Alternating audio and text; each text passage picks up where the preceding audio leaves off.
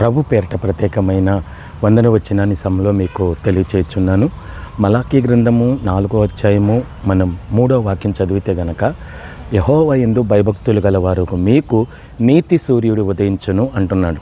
అంటే యేసుక్రీస్తు కోటి సూర్య కాంతుల మయమైనటువంటి సమమైనటువంటి వాడు అని సహోదరులైనటువంటి బ్రదర్ అయినటువంటి యేసన్న గారు ఆ మాట, దైవజనులైన యేసన్న గారు ఆ మాట చెప్పారు. కారణం ఏంటి అంటే, కోటి సూర్యకాంతులైన నీతో సమమగున అని ఆ పాట ఆయన పాడారు. ఎందుకని అంటే, యేసుక్రీస్తు ఈ లోకానికి నీతి సూర్యుడుగా ఏం చేశాడంటే వచ్చి ఉన్నాడు.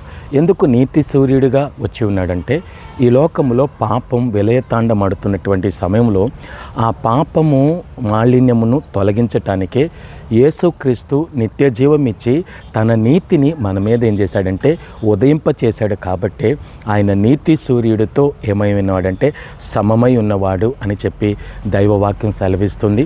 అట్టి నీతి సూర్యుడిని నువ్వు వెంబడించి ఆ నీతిలో జీవించినట్లయితే నిత్య జీవాధిపతి అయినటువంటి క్రీస్తు నువ్వు నడుచుకునే నీతిని బట్టి నిన్ను ఆశీర్వదిస్తాడు. ఆమేన్.